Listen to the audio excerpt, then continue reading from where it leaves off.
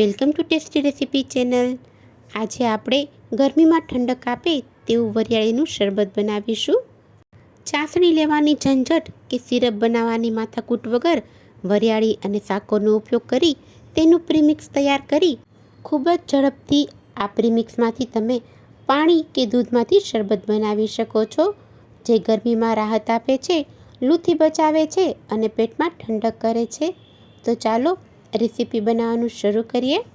પેટમાં ઠંડક કરે અને લૂથી બચાવે તેવા વરિયાળી શરબતને બનાવવા 1 કપ લીલી વરિયાળી લીધી છે। વરિયાળીને શેકવા માટે પેનમાં એડ કરી દઈએ। શરબતના ફ્લેવર માટે 10થી 15 નંગ એલચી લઈ તેને વરિયાળીની સાથે એડ કરી દેશું। ગેસની એકદમ સ્લો ફ્લેમ ઉપર વરિયાળીને શેકી લેવાની છે। તેને આ રીતે ફેરવતા જઈ અને 2 થી 3 મિનિટ માટે શેકી લેશું। વરિયાળીને શેકીને તેમાંથી શરબતનું પ્રીમિક્સ બનાવવામાંથી એક તો વરિયાળી સરસ પીસાઈ જાય છે અને તેમાંથી બનાવેલા પ્રીમિક્સને લાંબો સમય સુધી સ્ટોર પણ કરી શકીએ છીએ। વરિયાળી સરસ રીતે શેકાઈ ગઈ છે, તેને મિક્સિંગ બાઉલમાં એડ કરી દઈશું જેથી ઝડપથી ઠંડી થઈ જાય। વરિયાળીમાં 1 ચમચી જેટલી ખસખસ એડ કરીશું।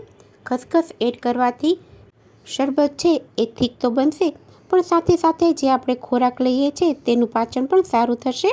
તેની સાથે 18 થી 20 નંગ જેટલા કાળા મરી એડ કરી દઈએ। તેનાથી ખૂબ જ સરસ એવી ફ્લેવર આવશે અને પાચન પણ સારું થાય છે। શરબતમાં મીઠાશ માટે ખડી સાકર લીધેલી છે।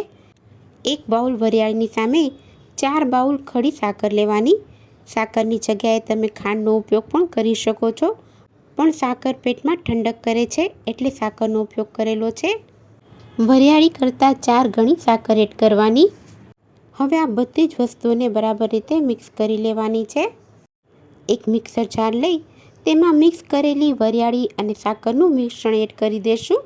ચાસણી બનાવવાની મગજમારી વગર એકદમ સરળ રીતે પેટમાં ઠંડક કરે એવું ગુણકારી વરિયાળીનું શરબત પ્રીમિક્સમાંથી આપણે થોડી સેકન્ડોમાં તૈયાર કરી શકીએ છીએ। બને એટલું એકદમ ફાઇન આ મિક્સરને પીસી લેવાનું છે। વરિયાળી અને સાકરને મેં સરસ રીતે પીસી લીધી છે।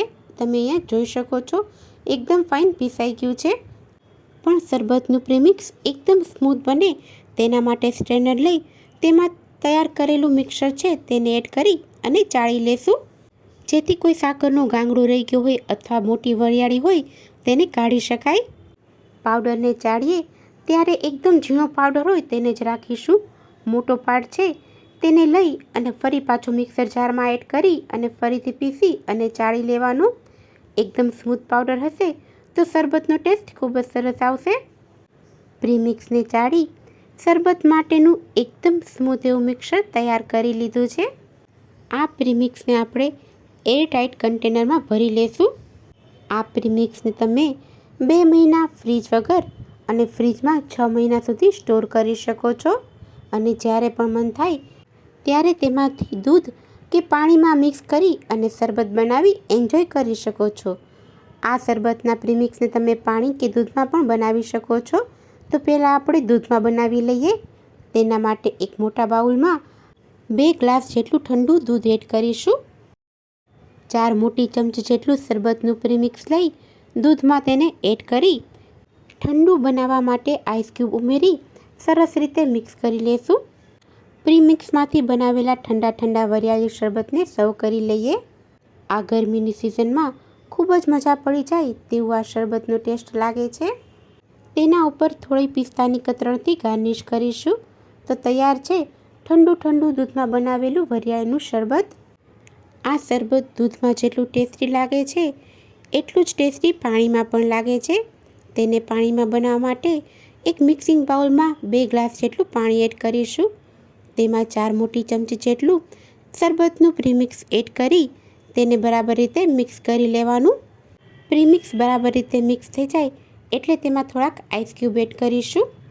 તેની સાથે ઠંડક માટે અહીંયા મેં તકમરિયા લીધા છે, તેને 15 થી 20 મિનિટ પહેલાં પલાળી દીધા હતા, તેને એડ કરીશું। 2 થી 3 ચમચી જેટલા એડ કરી તેને પણ બરાબર રીતે મિક્સ કરી લેવાનું। તકમરિયા શરબતનો સ્વાદ તો વધારે છે, સાથે આ બળબળતી ગરમીમાં પેટમાં ઠંડક પણ આપે છે। બધી જ વસ્તુ બરાબર રીતે મિક્સ કરી અને ઠંડા પાણીમાં બનાવેલા આ વરિયાળીના શરબતને સર્વ કરી લઈએ। ઉનાળાની બળબળતી ગરમીમાં પેટમાં ઠંડક આપે તેવું વરિયાળી શરબતનું પ્રીમિક્સ બનાવી તમે થોડી સેકન્ડમાં વરિયાળીનું શરબત તૈયાર કરી શકો છો અને આ શરબતને લાંબા સમય સુધી સ્ટોર પણ કરી શકો છો. તો આ રેસીપીને એકવાર ચોક્કસથી ટ્રાય કરજો અને તમારા અનુભવ મારી સાથે શેર કરજો. તો ફ્રેન્ડ્સ, તૈયાર છે વરિયાળી શરબતનું પ્રીમિક્સ અને તેમાંથી બનાવેલા શરબત. જો તમને અમારી આજની આ રેસીપી પસંદ આવી હોય તો એક લાઈક આપી ચેનલને સબસ્ક્રાઈબ કરો. બાજુમાં રહેલા બેલ આઇકોનને પણ પ્રેસ કરો જેથી બીજા નવા વિડીયો નોટિફિકેશન સૌથી પહેલાં તમને મળે.